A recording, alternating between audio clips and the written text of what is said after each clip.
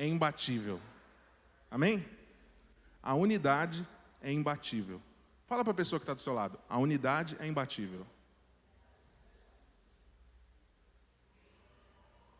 Uma prova de que a unidade é imbatível é que hoje, por nós termos unidade, né, temos carinho, união com essa tia da Stephanie que está chegando, ela foi até lá receber. Mas a gente não fica sem suprimento. Por eu ter unidade com os meus irmãos, com a minha célula, Pedrinho está lá, sendo cuidado pela Leontina, está lá cuidando do Pedrinho. Esse é o poder da unidade. A gente nunca fica desamparado. A gente está sempre sendo suprido. Tem sempre alguém cuidando da gente. E, inclusive, puxar um tema aqui, essa é uma forma excepcional de viver a unidade. A vida em células. Quantos aqui fazem parte de uma célula? Queria só ter... Que bênção. Agora pode baixar. Agora, quantos aqui fazem parte da minha célula? A célula mais bonita da igreja. Olha aí. Olha os irmãos aí. E agora, eu queria que vocês que levantaram a mão, pergunta para essa pessoa do teu lado que não levantou a mão, cara, por que você não está ainda com a gente lá na célula? Mas eu queria deixar um convite para vocês se envolverem. Queria deixar um convite. E talvez muitos de vocês, poxa, eu nem sabia que tinha célula. Eu nem sei onde tem célula, como eu posso me envolver, né? Nós temos algumas células, né, já ativas. Tem uma célula na casa do Douglinhas, que é aqui no final da rua. Tem outra célula que é aqui no condomínio Parque dos Príncipes também. A gente reveza na casa do Juliano e na casa do Moacir e da Leontina, né? Temos muitas células. Se você tiver dúvida, liga para a Alexandra aqui durante a semana. Ela vai poder te informar das células que a gente tem. E ainda nesse assunto, nesse tema de célula, eu queria desafiar vocês. Talvez alguns de vocês falem, poxa, nenhuma dessas células é perto da minha casa, mas eu queria que tivesse uma célula na minha casa. Eu queria abrir as portas, mas, Brunão, talvez eu não sei se eu já estou preparado para liderar, mas eu queria que tivesse uma célula na minha casa. Tem alguém que se enquadra nessa situação? Que queria receber uma célula na sua casa? Enfim, se você tiver esse interesse, você pode no final procurar por mim e passar o seu nome, porque a gente vai verificar a possibilidade de líderes que podem assumir essa célula na sua casa e você ter a possibilidade de ter uma vida em família, porque senão a gente fica aqui só falando da boca para fora, fica muito abstrato, teórico, e é só quando se vive que você consegue entender na prática como que é ter uma vida em unidade, em família. Amém? Amém. Então, eu havia falado que a unidade é imbatível.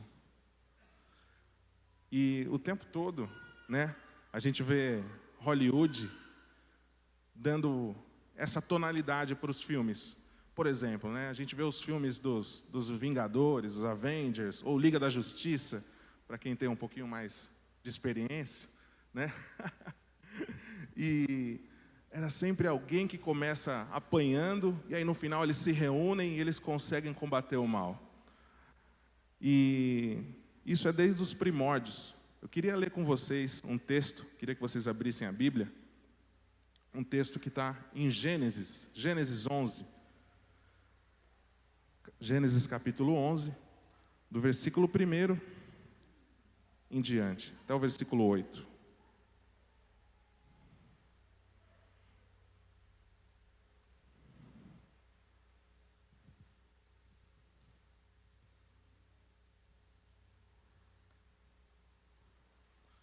Abram a Bíblia de vocês, livro de Gênesis, capítulo 11, de 1 a 8.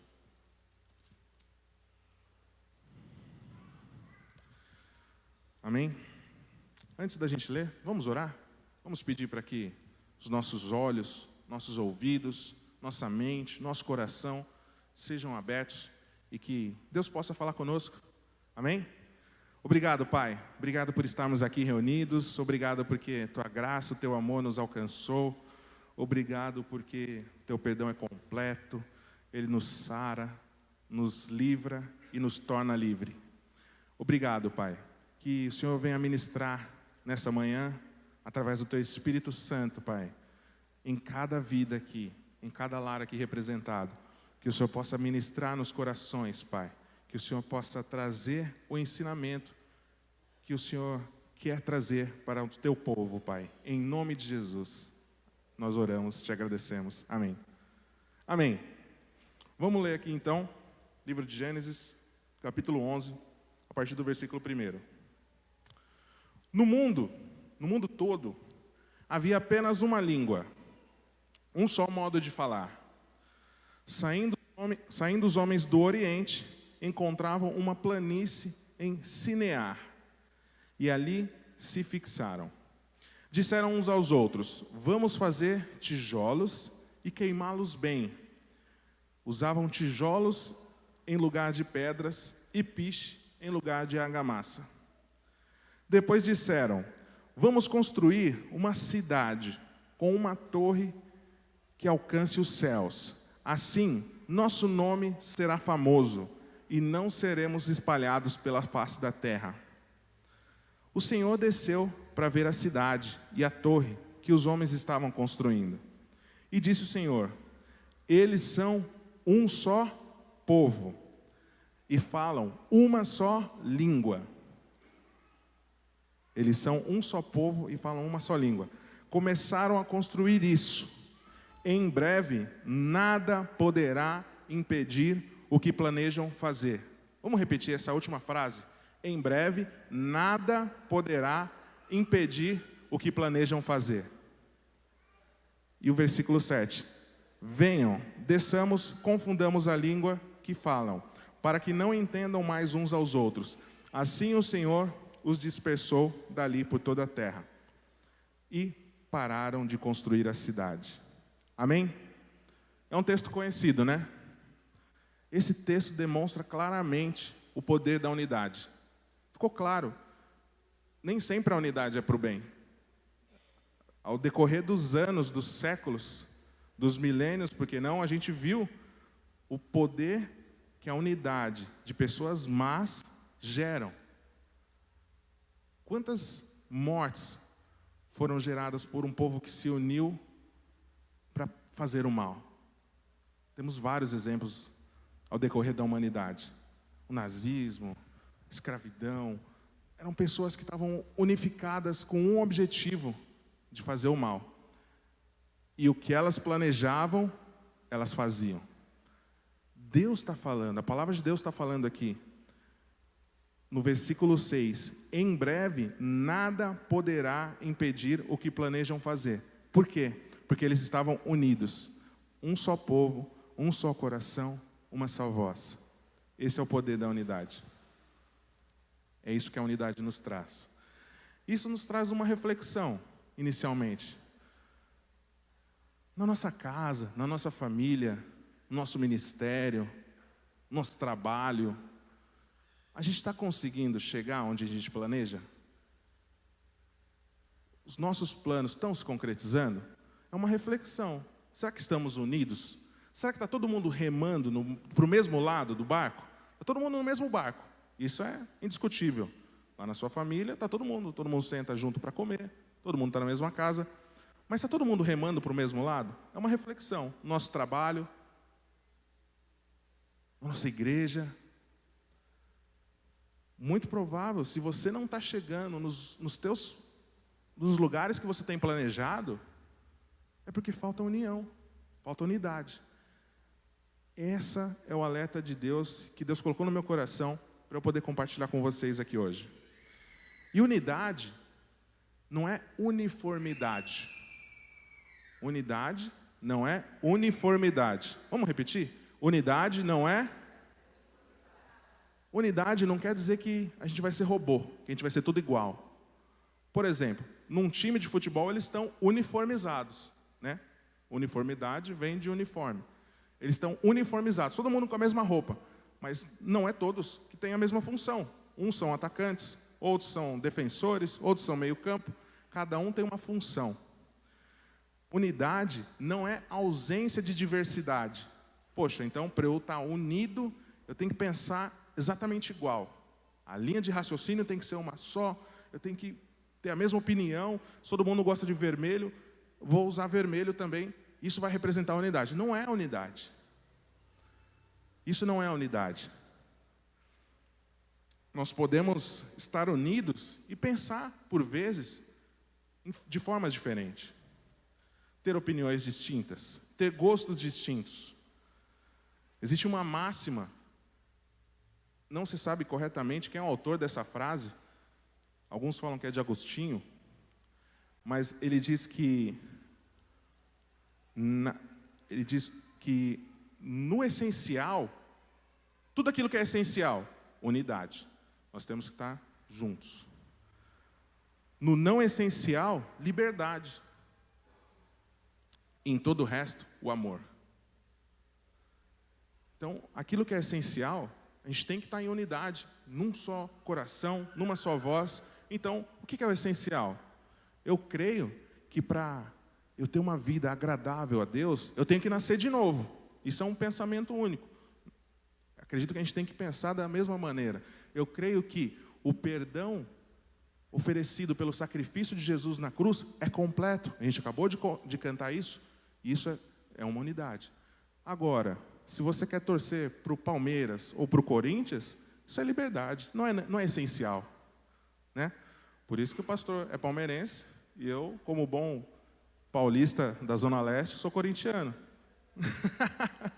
Apesar de que o Palmeiras está num momento um pouco melhor, ultimamente. Mas, enfim, o que eu dizia é que a unidade, ela não representa que a gente tem que estar vendados, sendo robozinho, tudo pensando da mesma maneira, indo para o mesmo pensamento, sendo dirigido pelo mesmo pensamento. E a Bíblia, ela demonstra que, no início aqui em Gênesis, no começo de tudo, a unidade, ela foi rompida através da linguagem, porque todos falavam uma só voz, então a comunicação fluía de maneira super bem.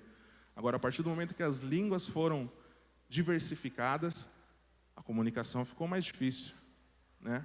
Eu falava aqui na quarta-feira exatamente sobre linguagem, e eu falei das dificuldades que a gente teve viajando, né? Viajando por aí afora, e a gente não sabendo falar a língua do país, aí tem que fazer mímica, uma coisa que era para ser resolvida em 30 segundos, se resolve em 10, 15 minutos, porque isso nos impede de ter uma boa comunicação e de chegar rapidamente no objetivo que a gente almeja. E a Bíblia, em Gênesis, conta essa história, de que as línguas foram diversificadas para que não houvesse união. Mas existe um outro episódio, que a mesma Bíblia nos relata, já na Nova Aliança, no Novo Testamento, no livro de Atos, sobre algo que foi feito através da língua para que gerasse união. Vamos abrir a Bíblia? Vamos abrir a Bíblia no livro de Atos, capítulo 2, a partir do versículo 1.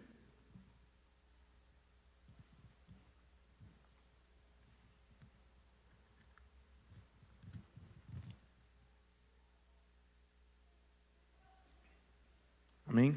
Livro de Atos, capítulo 2, versículo 1.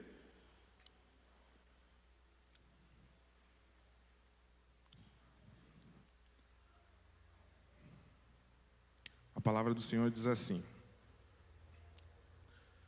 chegando o dia de Pentecostes, estavam todos reunidos num só lugar. De repente, veio do céu um som, como de um vento muito forte, e encheu toda a casa na qual estavam assentados. E viram o que pareciam línguas de fogo, que se separaram e pousaram sobre cada um deles. Todos ficaram cheios do Espírito Santo e começaram a falar noutras línguas, conforme o Espírito capacitava. Havia em Jerusalém judeus tementes a Deus, vindo de todas as nações do mundo. Ouvindo-se este som, ajuntou-se uma multidão que ficou perplexa, pois cada um ouvia falar na sua própria língua. Atônitos e maravilhados, versículo 7, continuando. Eles perguntavam: acaso não são galileus todos esses homens que estão falando? Né? Ou seja, não são da Galileia? Não é daqui esse povo? E eles perguntavam: então por que? Como que os ouvimos, cada um em nossa própria língua materna? Partos, medos e elamitas, habitantes da Mesopotâmia, Judéia, Capadócia, Ponto e da província da Ásia, Frígia e Panfilha, Egito e das partes da Líbia, próxima de Cirene, visitantes vindos de Roma, tanto judeus quanto os convertidos ao judaísmo, crentes e árabes, nós os ouvimos declarar as maravilhas de Deus em nossa própria língua. Amém? Então, aqui fica claro que aquilo que inicialmente foi feito para romper a unidade daqueles que maquinavam o mal, a ambição, o egoísmo, que eles queriam ser marcados por toda a história, aquilo que foi feito pelo próprio Deus para que aquele povo não prosperasse porque eles estavam com interesses egoístas, interesses maléficos, agora, através do Espírito Santo vindo sobre a igreja, trouxe a unidade e fez com que cada um entendesse dentro da sua própria língua. Todos eles entenderam, independente da região que eles estavam, independente da língua que eles falavam, eles entenderam o que estava sendo pregado ali. E esse feito trouxe uma unidade poderosíssima sobre a igreja. Em Atos é narrado o início da igreja como a gente conhece hoje, para os gentios, para todos, não exclusivamente para os judeus. E essa igreja, ela passou por uma experiência poderosíssima da unidade, onde eles comiam juntos, eles repartiam das mesmas coisas, eles não tinham coisas ou posses que diziam que eram para si, eram tudo de todos. E essa unidade, o poder dessa unidade, fez com que essa igreja crescesse de maneira exponencial. No início eram 120. Em poucos meses, esse número passou para 20 mil. Que crescimento é esse? É o crescimento gerado pela unidade. Esse é o poder da unidade. Esse é o poder de ter todo mundo remando para o mesmo lado. Todo mundo com um objetivo. Eu penso diferente, mas o time de futebol é composto por pessoas em diferentes posições. Um tem que defender, o outro tem que atacar, o outro tem que passar a bola. Mas todos têm um objetivo: chegar no gol. E esse é o poder que a unidade faz em um time vencedor, uma igreja vencedora. A unidade, ela é imbatível. E mediante esse avanço poderoso, exponencial, um crescimento absurdo, jamais visto, Satanás ficou enfurecido. O inimigo, nós sabemos que ele não inventa nada, ele copia, certo? Então o que Satanás lembrou? Poxa, lá atrás tinha um povo que estava se unindo de uma maneira absurda, que eles iam conseguir. O próprio Deus falou que nada vai poder parar, nada vai poder fazer esse pessoal impedir de chegar onde eles querem. E eu lembro que Deus fez uma coisa. Deus os separou, os confundiu, trouxe linguagens. Satanás, não sabendo criar nada, ele quer usar desse artifício para fazer a igreja do Senhor se separar. Porque ele sabe o poder que existe na unidade. Então, sabendo disso, ele quer criar diretrizes. Porque eu sou arminiano. Porque eu sou calvinista. Porque eu sou de direita, eu sou de esquerda. Porque tudo isso é para separar o povo de Deus. Nós passamos por um momento em que nós vimos, durante essa pandemia, durante as eleições, famílias dilaceradas. Porque o filho pensava de uma maneira, o pai pensava de outra. Então você não é digno de morar comigo, vai se virar. Que isso? Quantas vezes a gente se corrompe? Quantas vezes a gente perde a unidade? Porque a gente acha que tem coisas que são mais importantes. Quando o nosso objetivo lá no final é um só. é proclamar o Evangelho, fazer a igreja avançar, crescer. E isso não significa que nós temos, que concordar com tudo. Nós somos pensamentos diversos, mas o amor tem que ser a cola que nos une acima de todas as diferenças. Independente das características de cada um. E uma das coisas que foi falado na conferência, eu até anotei, é que nós temos que gastar menos tempo tentando interpretar a situação do outro e gastar mais tempo sendo resposta para o outro. Gastar menos tempo e falar, poxa, olha, eles estão passando por essa dificuldade. Que pecado será que eles cometeram? Nossa, olha, eles estão passando... Nossa, deve ter feito alguma coisa, porque não é de graça. E aí, aos poucos, a nossa unidade é corrompida, porque está cada um preocupado em julgar, em interpretar, em saber, mas pouquíssimo preocupado em ser resposta. Poxa, você está passando por isso? Como eu posso te ajudar? Poxa, eu quero te servir. Poxa, eu quero ser solução na sua vida. E aos poucos, a nossa unidade vai se corroendo. E nós somos diferentes mesmo. Jesus, quando reuniu os seus, ele deixou o maior exemplo de time diverso que poderia existir. Porque nos seus discípulos, seus 12, poxa, ele poderia chegar ali na patota e falar, eu quero os melhores estudiosos, a galera que já pensa junto comigo, que eu não quero ter trabalho. Vou escolher uma equipe, então eu quero o pessoal que é do meu grupinho. Mas não, Jesus foi lá e pegou um de cada.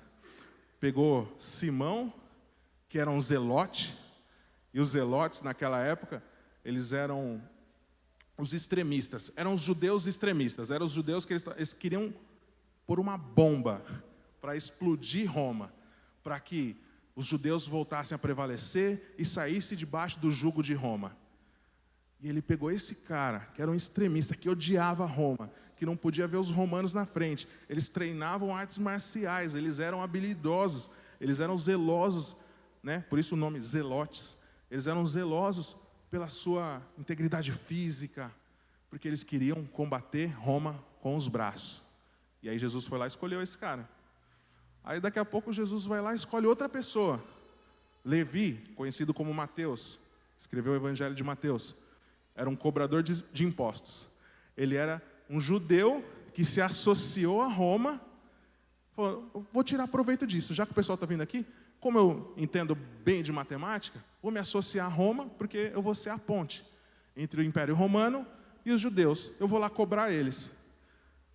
Então, olha a galera que estava trabalhando junta na equipe de Jesus. Era um cara que queria matar qualquer romano que viesse na frente, e o outro que tinha mais amigos romanos do que judeus, porque ele era um cobrador de impostos. E Jesus uniu essa galera para um só propósito. Jesus não estava preocupado se um tinha um pensamento de esquerda, se o outro tinha um pensamento de direita, se um era de centro, se um era liberal. Jesus não estava preocupado com isso, porque o propósito era muito maior do que a diversidade de pensamentos. E essa união desses discípulos foi tão integral, eles conseguiram ter uma unidade tão viva, que mesmo depois de Jesus ser levado ao Pai, eles permaneceram juntos. No livro de Atos, poucos versículos antes do que eu acabei de ler, fala que estavam lá os 11, com exceção de Judas, os 11 estavam lá juntos, estava lá, continuava junto. Simão, o zelote, e Mateus, o publicano, o cobrador de impostos. Eles continuavam juntos, porque tinham um propósito muito maior. Eles queriam chegar num lugar juntos, e para isso eles precisavam estar unidos. Não dava para pensar, não dava para cada um querer ir para um lado. Eles tinham que remar juntos para o mesmo lado. E a igreja é isso. A igreja é essa família de pessoas distintas, de um que pensa de um jeito, outro pensa do outro. Às vezes eu olho para o Pedrinho, meu filho, e aí eu falo, poxa, é novinho, tem 4, 5 meses, vai fazer 5 meses, mas Nossa, ele tem essa atitude, o que ele puxou? Esse tipo de atitude? Não é meu, né? E a gente é diferente, eu sou diferente do meu pai. Meu pai é diferente de mim em muitos comportamentos, a gente tem muitas coisas assim em comum, mas a gente tem muitas coisas, muitos pensamentos diferentes. Mas em nenhum momento eu cheguei para o meu pai, no almoço de domingo, falei, pai, sabe o que é? É que meu tempo aqui já deu. Essa família aqui não está mais legal. Já foi legal, mas aí eu vi uma família aí que o pessoal faz um feijão, uma calabresa picadinha, vou para outra família. Alguém já viu alguém chegando no almoço de domingo e falando isso para a sua família? Igreja é igual. Igreja é uma família. Como que você fala para a sua família? Família, eu vou para outra. É mais legal. Lá o pessoal pinta a parede de outra cor. Lá tem umas luzes diferentes. Lá tem um cara que fala, que não é desengonçado que nem o Bruno. O cara fala muito melhor. Usa até um microfone de lapela. Enfim. A gente não faz isso. Por quê? Porque a igreja é essa expressão de família, de unidade. Acontecem divergências, a gente senta e conversa, é assim que se resolve. O único jeito de eu sair lá da casa do meu pai foi porque eu fui constituir outra família. Fui multiplicar. Então, se você chegar para mim e falar, estou indo para outro lugar, porque eu vou abrir outra comunidade da graça, aí a gente vai abençoar.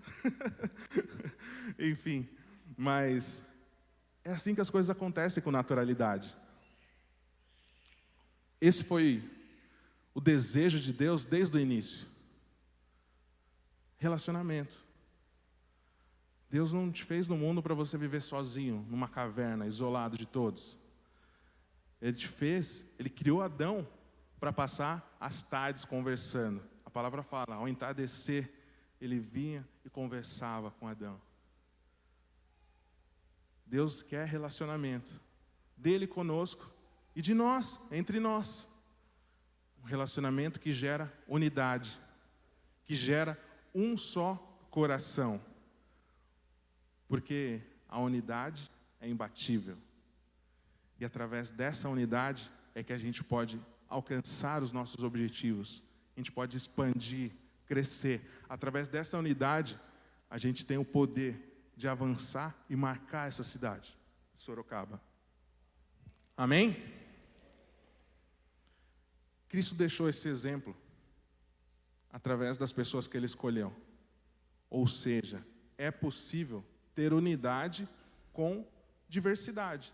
Até porque o reino de Deus, ou a igreja do Senhor, ela não é feita só de pastores. Ela não é só feita de tocadores de violão. Ela não é só feita de bateristas. Ela é feita da multiplicidade, de pessoas com múltiplos dons, com múltiplas tarefas, com múltiplas vocações. Porque tem uns que são chamados para profeta, outros para pastorear, outros para mestre no ensino, e assim por diante. Essa é a diversidade que faz a igreja poderosa. E, mediante esse texto, esses ensinamentos, eu fui levado pelo Espírito Santo a ter 5 ensinamentos sobre isso.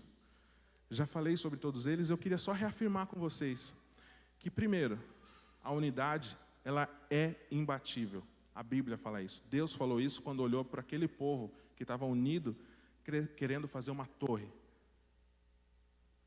Se esse povo continuar nessa empreitada, nada vai poder parar eles.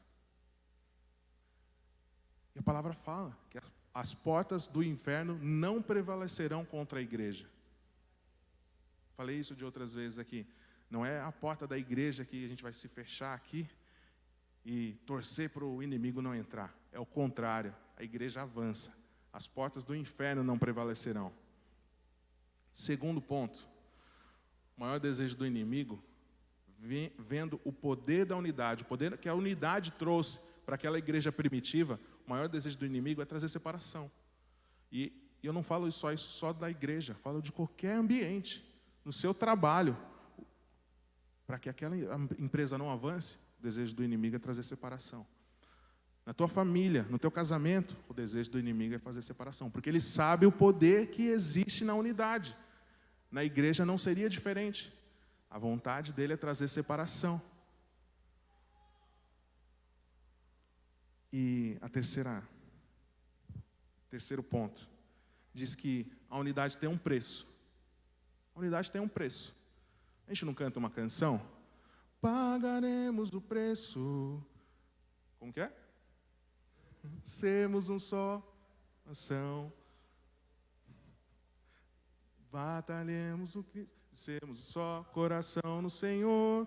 E na força das trevas militem. E nos tentem separar. Nossos olhos em Cristo, unidos iremos andar. Não é assim? Nós temos que pagar o preço da unidade. O preço, por vezes, da unidade é você entender que você pensa de uma maneira, ele pensa da outra, e a gente vai ter que andar juntos.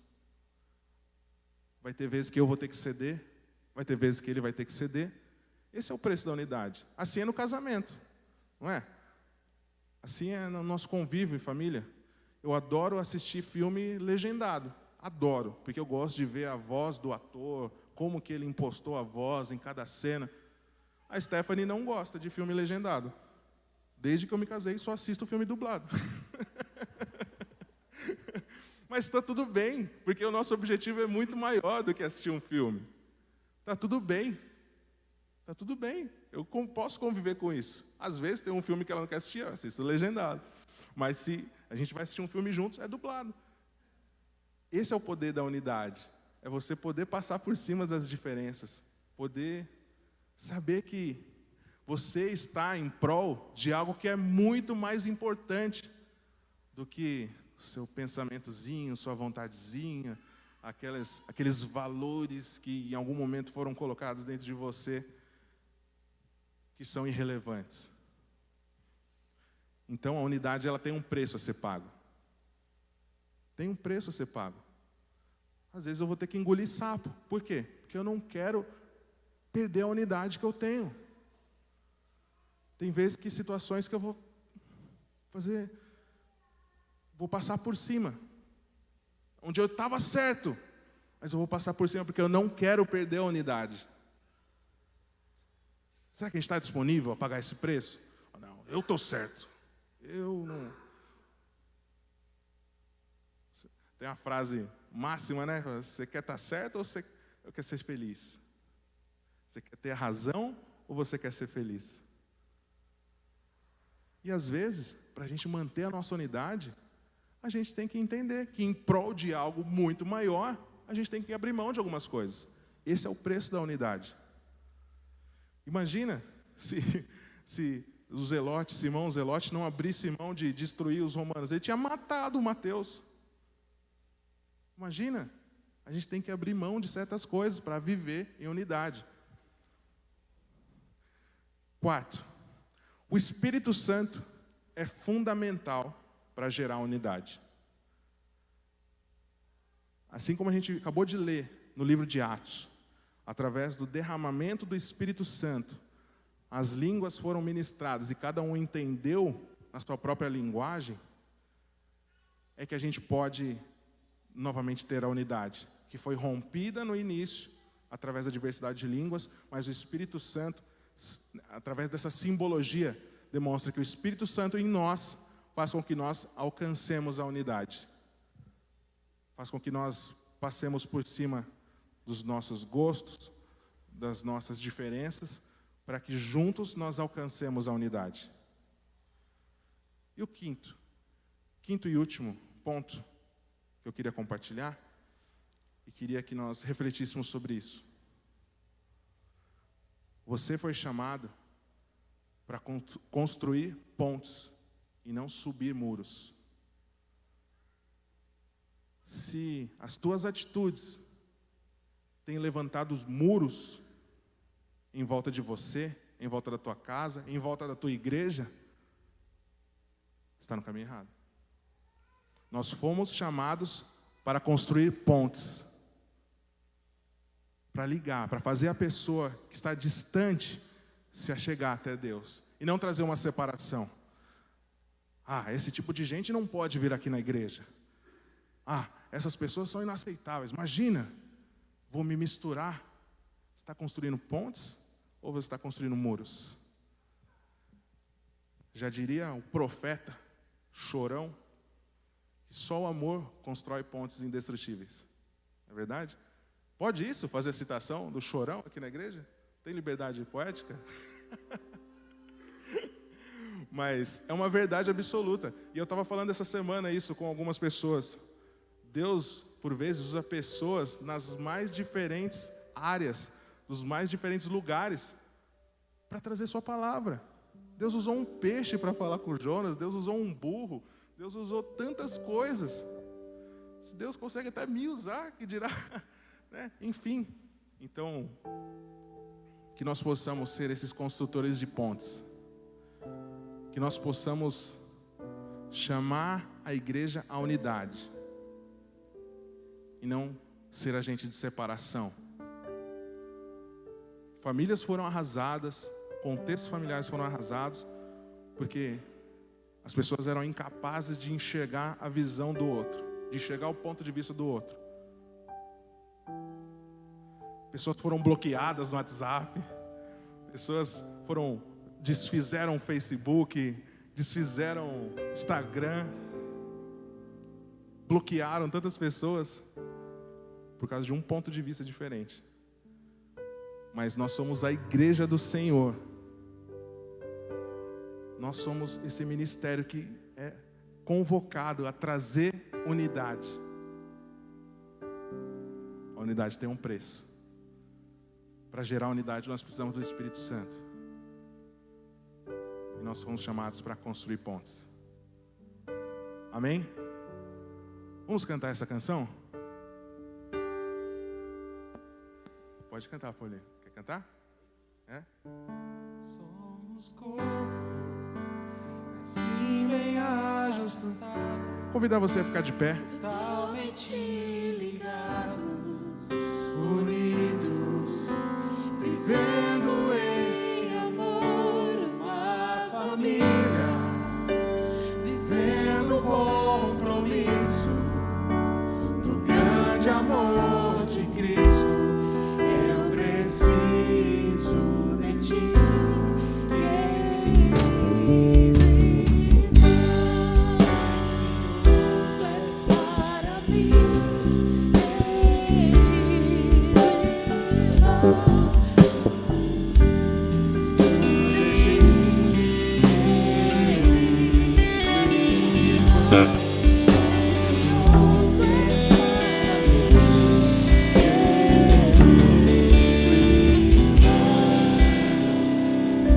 Glória a Deus.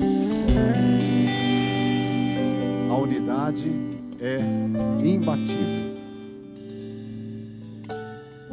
Jesus disse: